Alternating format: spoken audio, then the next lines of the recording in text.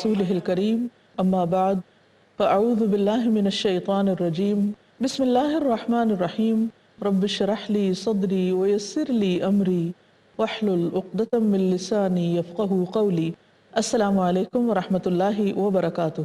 ناظرین، گزشتہ پروگرام میں ہم نے دیکھا کہ انسان کو کسی چھوٹی یا بڑی نیکی کو معمولی نہیں سمجھنا چاہیے، اسی طرح چھوٹی چھوٹی برائیوں کو بھی اگنور نہیں کرنا چاہیے۔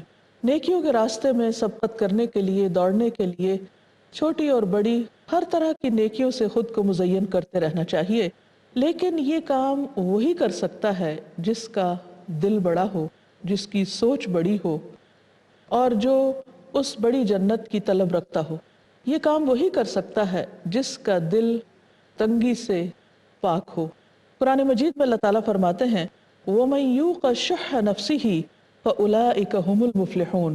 جو شخص اپنے نفس کی تنگی سے بچا لیا گیا تو ایسے ہی لوگ کامیاب ہیں۔ تو کامیابی کے لیے ضروری ہے کہ انسان دل کی تنگی سے محفوظ ہو، کیونکہ دل کی وسعت سے ہی نیکیوں میں وسعت آ سکتی ہے، اور یہ وسعت فرد اور جماعت یعنی ایک شخص اور پوری قوم کی ترقی کے لیے ضروری ہے، کیونکہ اسی میں اجتماعی فلاح کا راز ہے۔ بڑا فائدہ، سب کا فائدہ، ہر انسان کا فائدہ اسی وقت ہو سکتا ہے جب انسان کے دل میں جگہ زیادہ ہو، وہ سب کے لیے سوچنے والا ہو، صرف اپنی ذات کے لیے نہیں۔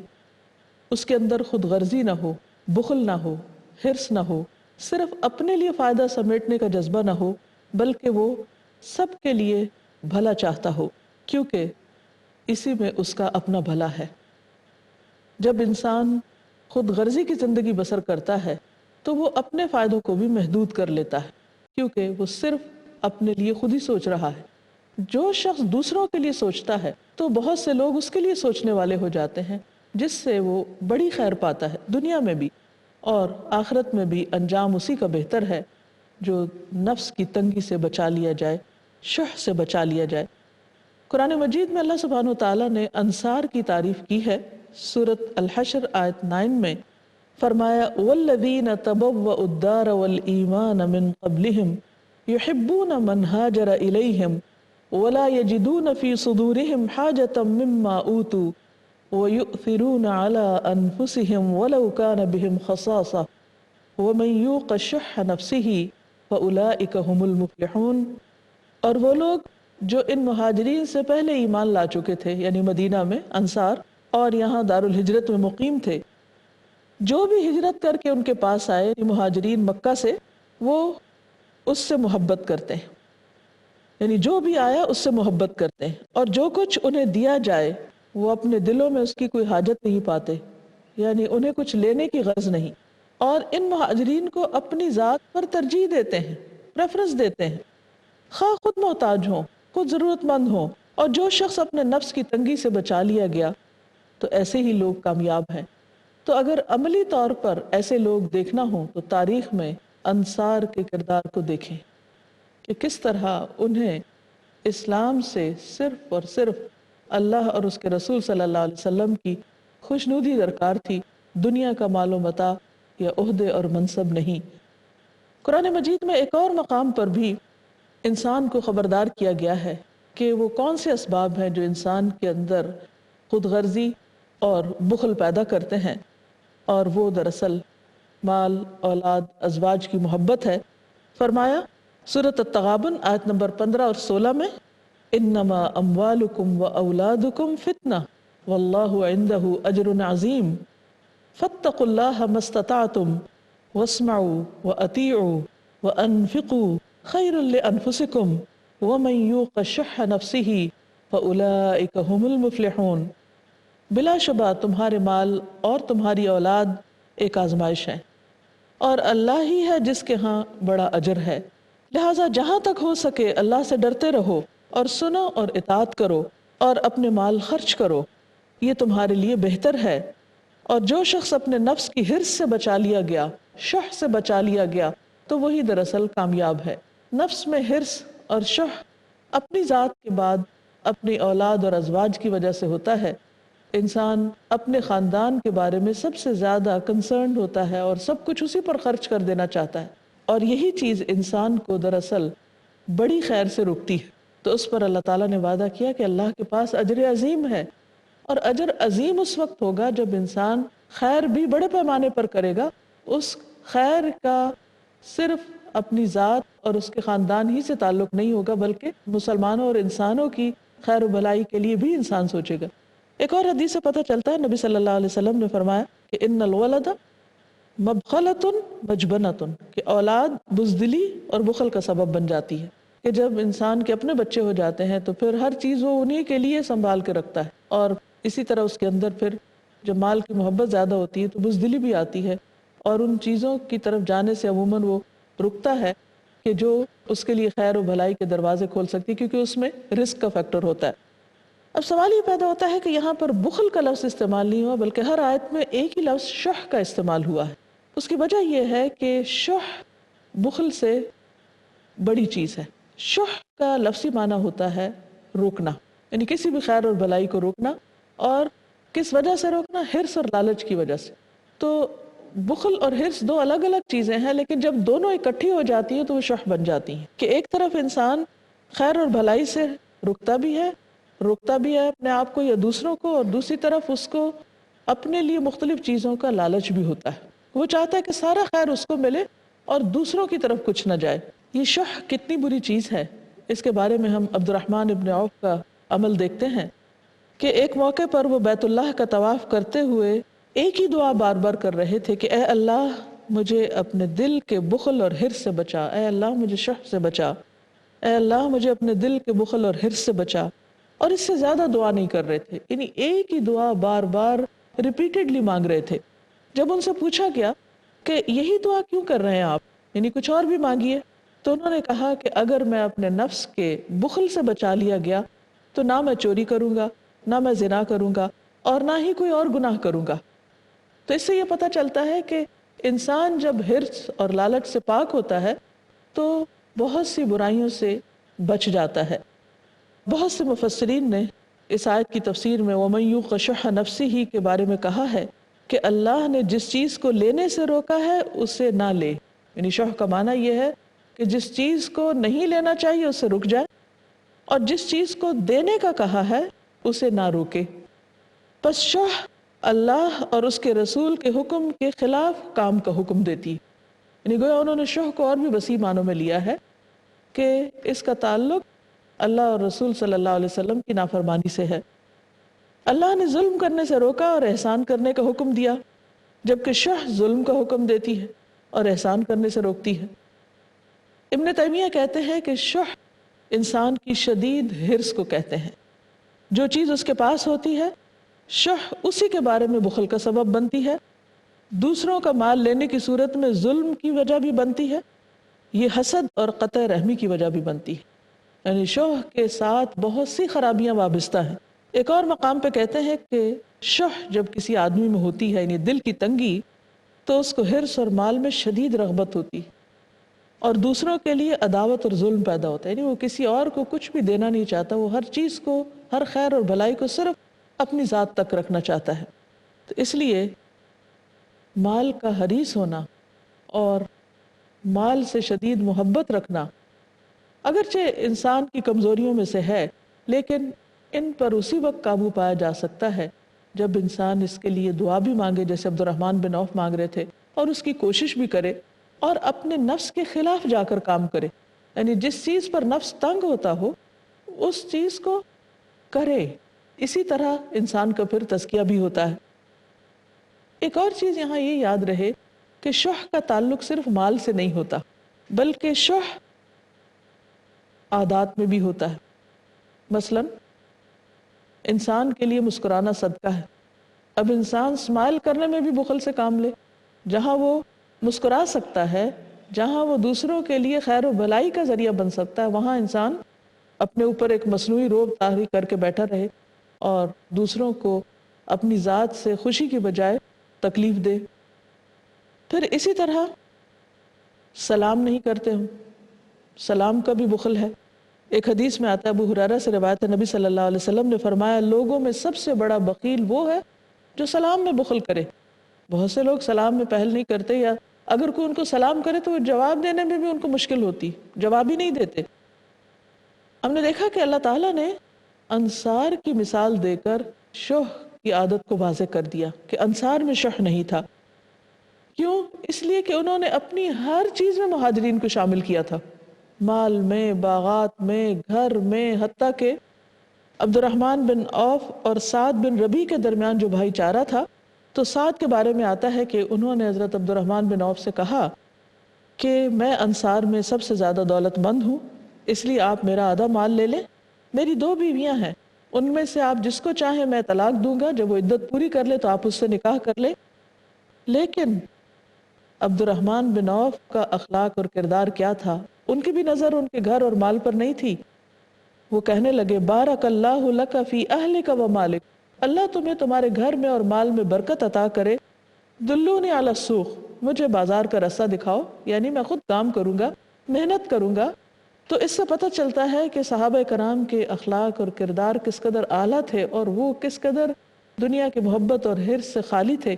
یہی وجہ ہے کہ انہوں نے ہر چھوٹی نیکی سے بھی استفادہ کیا۔ تاریخ کی کتابوں میں آتا ہے کہ کس طرح ایک مرتبہ کچھ مہمان آئے، نبی صلی اللہ علیہ وسلم نے صحابہ کو ان کی خدمت کے لیے کہا، لیکن ایک انصاری نے حامی بھر لی اور مہمان کو اپنے گھر پہ لے گئے اور چراغ بجھا دیا، اپنے بچوں کو جو بھوکے تھے سلا دیا اور خود یوں ظاہر کیا کہ جیسے وہ بھی کھا رہے ہیں، اور سارا کھانا مہمان کو کھلا دیا۔ یہ ایک ایسی مثال ہے کہ انسان اگر اپنے آپ کو ایسی جگہ پر رکھ کر دیکھے کہ جب اپنا یا بچوں کا یا گھر والوں کا بھوک سے برا حال ہو، اس وقت بغیر محسوس کرائے دوسرے کو کھلانا اور دوسرے کی ضرورت پوری کرنا کس درجے کی نیکی ہے، کتنا اعلیٰ اخلاق اور کردار ہے۔ خود نبی صلی اللہ علیہ وسلم کے طرز عمل میں ہمیں یہ صورت نظر آتی ہے۔ ایک موقع پر ایک خاتون نبی صلی اللہ علیہ وسلم کے لیے ایک حاشیے والی چادر لے کر آئی اور کہا کہ یا رسول اللہ صلی اللہ علیہ وسلم، میں نے خاص طور پر آپ کو پہنانے کے لیے یہ چادر اپنے ہاتھ سے بنی۔ آپ صلی اللہ علیہ وسلم نے اسے لیا، آپ کو اس کی ضرورت بھی تھی، اور پھر جب آپ باہر تشریف لے گئے تو آپ نے وہ چادر پہنی ہوئی تھی۔ لوگوں میں سے ایک شخص بولا یا رسول اللہ صلی اللہ علیہ وسلم، یہ مجھے دے دیجئے۔ آپ نے فرمایا اچھا لے لینا۔ اس کے بعد اپنی مجلس میں آپ تھوڑی دیر بیٹھے اور پھر گھر واپس تشریف لے گئے تو وہ چادر طے کر کے آپ نے اس شخص کو جس نے اس کا سوال کیا تھا اس کو دے دی۔ تو لوگوں کو یہ بات اچھی نہیں لگی، انہوں نے فوراً اس شخص سے کہا کہ تم نے مانگ کر اچھا نہیں کیا، کیونکہ نبی صلی اللہ علیہ وسلم کو خود اس چادر کی ضرورت تھی اور آپ کسی کے سوال کو رد نہیں کرتے، کسی سائل کو لوٹاتے نہیں ہیں۔ تو اس پر اس شخص نے اپنا عذر پیش کیا کہ میں نے تو یہ چادر اس لیے لی تھی کہ میں اس کو جب مروں تو اپنا کفن بناؤں۔ لیکن اس واقعے میں جو اصل چیز ہے وہ کیا ہے کہ نبی صلی اللہ علیہ وسلم کو خود اس چادر کی ضرورت تھی، لیکن جب کسی نے اس کے لیے سوال کیا تو آپ صلی اللہ علیہ وسلم نے اپنی ضرورت کو پیچھے ڈال کر اس کی خواہش کو پورا کر دیا۔ یہ ہے خلق عظیم، عظیم اخلاق، اور یہ اسی کا ہو سکتا ہے جس کا دل شح سے خالی ہو۔ اسی طرح افضل ترین صدقہ وہ صدقہ ہوتا ہے کہ جو ایسی حالت میں کیا جائے جب انسان کو خود بھی اس چیز کی ضرورت ہو اور دل میں رکاوٹ آ رہی ہو اور انسان کے اپنے پاس بھی بہت نہ ہو، لیکن اللہ کی خوشی کے لیے، اللہ کی رضا کے لیے وہ دوسرے کو اپنی ذات پر ترجیح دے۔ حدیث میں آتا ہے نبی صلی اللہ علیہ وسلم سے پوچھا گیا کہ ای الصدقۃ افضل، سب سے افضل صدقہ کیا ہے؟ آپ نے فرمایا ان تصدق وانت صحیح شحیح، کہ تم صدقہ کرو جبکہ تم صحت مند ہو اور دل میں تنگی بھی ہو۔ تأمل الغنا وتخشى الفقر، تمہیں مالدار ہونے کی امید ہو لیکن اس کے ساتھ ساتھ فقر کا بھی ڈر ہو، یعنی حالات ایسے نہ ہو کہ جس میں اپنے لیے بہت ہو، خود بھی انسان ضرورت مند ہو، لیکن جب وہ کسی کی ضرورت کو دیکھے تو اپنی ضرورت کو پیچھے کر دے اور دوسرے کی ضرورت کو پورا کر دے۔ یہ ہے دراصل اسلامی اخلاق۔ دوسری طرف ہم یہ بھی دیکھتے ہیں کہ شح کے نقصانات کیا ہیں، یعنی جہاں سخاوت کے اور دوسروں کو دینے کے اور دل کی وسعت کے فائدے بہت ہیں، وہاں دل کی تنگی کے نقصان بھی بہت ہیں۔ نبی صلی اللہ علیہ وسلم نے فرمایا کہ انسان میں سب سے بدترین چیز بے صبر پن کے ساتھ بخل اور حد سے زیادہ بزدل ہونا ہے، یعنی بے صبرا پن بھی اور ساتھ بخل بھی، یعنی شح، کہ انسان کے اندر، جس کے لیے فرمایا شح ہالع اور جبن خالع، یہ دو چیزیں انسان کی بدترین صفات ہیں۔ اسی طرح شح جو ہے یہ ایمان کے بھی منافی ہے۔ مسند احمد کی روایت میں آتا ہے، نبی صلی اللہ علیہ وسلم نے فرمایا لا یجتمع شح و ایمان فی قلب رجل مسلم، کہ کسی مسلمان انسان کے دل میں ایمان اور شح اکٹھے نہیں ہو سکتے، کیونکہ ایمان کا تو خاصہ یہ ہے کہ جب وہ دل کے اندر اترتا ہے تو دل کو خوبصورت بنا دیتا ہے، دل کے اندر وسعت پیدا کر دیتا ہے، دل کے اندر اللہ کی محبت بھر دیتا ہے۔ پھر یہ کیسے ہو سکتا ہے کہ جس دل میں اللہ کی محبت ہو، جس دل میں اللہ کی عظمت ہو، جس دل میں اللہ کا تقوی ہو، جس دل میں اللہ پر توکل ہو، یقین ہو، اعتماد ہو، بھروسہ ہو، وہ انسان پھر دل کا تنگ ہو اور دل کی تنگی ساتھ ہی ہو اس کے؟ ایسا نہیں ہو سکتا، یعنی یا ایک چیز ہوگی یا دوسری ہوگی۔ ایمان ہوگا تو شح رخصت ہو جائے گی، اور اگر شح ہوگی تو ایمان میں کمزوری واقع ہو جائے گی، کیونکہ نبی صلی اللہ علیہ وسلم نے فرمایا کہ ایک مسلمان کے دل میں ایمان اور بخل اکٹھے نہیں ہو سکتے۔ پھر آپ دیکھیے کہ شح یا دل کی تنگی جو ہے وہ بہت بڑے بڑے گناہوں کا ذریعہ بنتی ہے۔ دنیا میں قتل و غارت، فساد، چوری، ظلم، ان تمام خرابیوں کی بنیاد اور جڑ انسان کے دل کی تنگی، حرص اور لالچ ہے۔ نبی صلی اللہ علیہ وسلم نے فرمایا شح سے بچو، بخل سے بچو، کیونکہ اس نے تم سے پہلی قوموں کو تباہ کر دیا تھا، ہلاک کر دیا تھا۔ اسی بخل نے انہیں آپس میں خون ریزی اور محرمات کو حلال سمجھنے پر آمادہ کیا، یعنی قتل و غارت کی بنیادی وجہ دل کی تنگی ہے۔ دنیا میں سب سے پہلا قتل جو قابیل نے کیا تھا اگر دیکھا جائے تو وہ بھی اسی بنیاد پر ہوا تھا، اور باقی تمام گناہوں کی بنیاد بھی دراصل یہی شح ہے، یعنی دل کی تنگی، حرص اور لالچ، کیونکہ یہ ایک ایسی چیز ہے جس کی کوئی انتہا نہیں، جو کہیں ختم نہیں ہوتی، جس کی بنا پر انسان ایک برائی کے بعد ایک کرتا چلا جاتا ہے اور دوسروں کے حق مارتا چاہتا ہے۔ پھر بخیل انسان جو ہوتا ہے، فرشتے بھی اس کے لیے بد دعا کرتے ہیں۔ حدیث میں آتا ہے، نبی صلی اللہ علیہ وسلم نے فرمایا ہر دن جس میں بندے صبح کرتے ہیں، یعنی زندگی کی ہر صبح دو فرشتے اترتے ہیں، ان میں سے ایک کہتا ہے اللہم اعط منفقا خلفا، اے اللہ خرچ کرنے والوں کو اچھا بدلہ عطا کر اور زیادہ دے، اس کے پیچھے اور لے آ۔ اور دوسرا کہتا ہے اللہم اعط ممسکا تلفا، اے اللہ بخیل کو ہلاک کر اور اس کو ہلاک کرنے والا مال دے، یعنی اس کے پاس اگر کچھ ہو بھی تو وہ اس کے کسی کام کا نہ ہو، اس کو کوئی فائدہ نہ پہنچے بلکہ وہ تلف ہو جائے۔ تو یہ ہر روز ہوتا ہے، یعنی ہر سویرے یہ دعا ملتی ہے انسانوں کو، دینے والوں کو، اور زیادہ کی دعا اور نہ دینے والوں کو پہلا بھی ختم ہو جانے کی بد دعا۔ جیسے معمولی چیزیں اور معمولی نیکیاں انسان کے جنت میں داخلے کا ذریعہ بنتی ہیں، اسی طرح بسا اوقات معمولی چیز کا روکنا انسان کو جنت سے محروم بھی کر سکتا ہے۔ اس معاملے میں بھی انسان کو بہت احتیاط برتنی چاہیے۔ نبی صلی اللہ علیہ وسلم جب کعب بن مالک کی عیادت کے لیے گئے تو آپ نے کعب سے فرمایا کہ اے کعب خوش ہو جاؤ۔ آپ صلی اللہ علیہ وسلم ان کو خوشخبری دے رہے تھے، کیونکہ بیماری جو ہے وہ انسان کے گناہوں کو دور کرنے کا ذریعہ بنتی ہے۔ تو ان کی ماں نے فوراً کہا کہ اے کعب تمہیں جنت کی مبارک ہو، حالانکہ آپ نے جنت کی بات نہیں کی تھی، ویسے عمومی بشارت دی تھی۔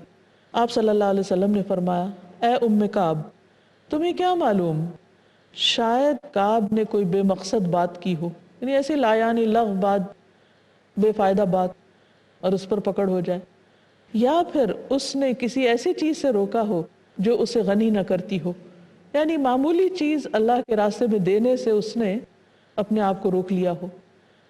تو اس سے اندازہ لگایا جا سکتا ہے کہ بعض اوقات کوئی دوسرا شخص کسی چیز کا ہم سے زیادہ ضرورت مند ہوتا ہے، لیکن ہم خود غرضی کا مظاہرہ کرتے ہوئے اس کی ضرورت سے آنکھ بند کر لیتے ہیں، اور نتیجتاً فرشتے کی وہ دعا قبول ہو جاتی ہے کہ اللہ روکنے والے کا پہلا بھی ضائع کر دے، اور اس طرح انسان خیر و بھلائی کے دروازے اپنے اوپر بند کر لیتا ہے، نہ صرف یہ کہ دنیا میں بلکہ آخرت کا بھی نقصان کر بیٹھتا ہے۔ اس لیے انسان کو چاہے چھوٹی نیکی ہو یا بڑی، جب بھی موقع ملے اسے کر گزرے، اور دینے کے معاملے میں بخل سے کام نہ لے، چاہے وہ اسمائل ہو، چاہے سلام ہو، چاہے اچھا مشورہ ہو، چھوٹی چھوٹی چیزیں جس سے وہ دوسرے کا دل خوش کر سکتا ہو۔ اب یہ کہ شح کا علاج کیا ہے؟ کثرت سے اللہ کی تسبیح بیان کرنا انسان کے دل کے اندر وسعت پیدا کرتا ہے۔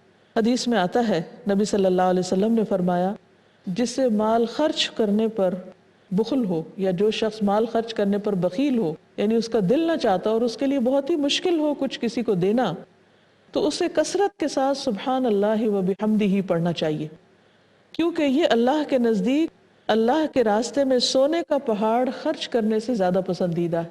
یعنی بسا اوقات انسان نہیں خرچ کر سکتا، اپنی تنگی کے اوپر قابو نہیں پا سکتا، تو اس کا علاج یہ ہے کہ پھر انسان اللہ سبحانہ وتعالیٰ کی تسبیح کثرت سے کرے، تو انشاءاللہ اس کی برکت سے اس کا دل بھی وسیع ہوگا، اور بخل کر کے جو گناہ اس کو ہو رہا ہے اس کا بھی ازالہ ہو جائے گا انشاءاللہ۔ پھر اسی طرح آپ صلی اللہ علیہ وسلم نے فرمایا، 3 برائیاں ہلاک کرنے والی ہیں: بخل جس کی پیروی کی جائے، خواہش نفس جس کے پیچھے چلا جائے، اور انسان کا اپنے آپ کو بڑی چیز سمجھنا، اپنے اوپر اپنے بارے میں خوش فہمی کا شکار رہنا کہ میں بہت اچھا انسان ہوں، بہت قابل ہوں، بہت اہل ہوں، یعنی اسے صرف اپنی ہی خوبیاں نظر آئیں اور باقیوں کی خوبیاں یا کسی اور کی کوئی نیکی یا کام اس کی نگاہ میں نہ جچے۔ اس لیے ہم سب کو دعا بھی مانگنی چاہیے کہ اللہ تعالی ہمیں بخل سے محفوظ رکھے، شح سے محفوظ رکھے۔ نبی صلی اللہ علیہ وسلم نے یہ دعا بھی سکھائی ہے، سنن نبی داؤد میں آتی ہے، اللہم انی اعوذ بک من البخل، اے اللہ میں تیری پناہ میں اپنے آپ کو دیتا ہوں بخل سے۔ انصار کی مثال تو قرآن مجید میں آئی ہے، لیکن اس کے علاوہ بھی بہت سے ایسے نیک لوگ گزرے ہیں کہ جن کے اندر خیر و بھلائی تھی، لیکن سوال ہی پیدا ہوتا کہ یہ خیر و بھلائی کہاں سے آئی، کیسے آئی؟ یہ دراصل قرآن و سنت کی تعلیمات ہوتی ہیں جو تمام انسانوں کو فائدہ دیتی ہیں۔ اس میں ایک مشہور واقعہ ہے قیس بن سعد بن عبادہ کا۔ کہا جاتا ہے کہ وہ بہت سخی انسان تھے، ہمیشہ دوسروں کو دینے والے تھے۔ ایک مرتبہ وہ بیمار ہو گئے تو کچھ لوگ ان کی عیادت کو نہیں آئے۔ انہوں نے پوچھا کہ فلاں اور فلاں عیادت کے لیے کیوں نہیں آیا، کیونکہ یہ بھی اسلامی اخلاق ہے کہ کوئی بیمار ہو جائے، اور مسلمان کا حق بھی ہے کہ اگر کوئی بیمار ہو جائے تو اس کی خبر گیری کی جائے، اس کی عیادت کی جائے۔ تو اس پر لوگوں نے بتایا کہ چونکہ وہ آپ کے مقروض ہیں تو آپ کے پاس آنے سے ڈر رہے ہیں، شرمسار ہیں۔ تو اس پر انہوں نے کہا، اللہ ایسے مال کو غارت کرے جو ساتھیوں کو عیادت سے روکتا ہے، یعنی نیکی سے محروم کرتا ہے۔ پھر انہوں نے اعلان کر دیا کہ جس جس نے قیس کا کچھ دینا ہے وہ سب معاف ہے، یعنی سب کے قرض معاف کر دیے۔ کہا جاتا ہے کہ جب شام ہوئی تو ان کے دروازے کی چوکھٹ عیادت کرنے والوں کی کثرت سے ٹوٹ گئی۔ تو بہرحال اصل بات یہ ہے کہ انسان اپنی زندگی میں چھوٹی چھوٹی نیکیوں کے کرنے کے ساتھ ساتھ چھوٹی چھوٹی برائیوں سے بھی بچے، اور برائیوں کی جڑ یعنی دل کی تنگی سے بچنے کی کوشش کرے۔ اگر دل کی اصلاح ہو گئی تو ہر چیز کی اصلاح ہو جائے گی۔ اللہ تعالی ہمارے دلوں کی اصلاح فرما دے۔ وآخر دعوانا ان الحمد للہ رب العالمین۔ سبحانک اللہم وبحمدک، اشہد ان لا الہ الا انت، استغفرک واتوب الیک۔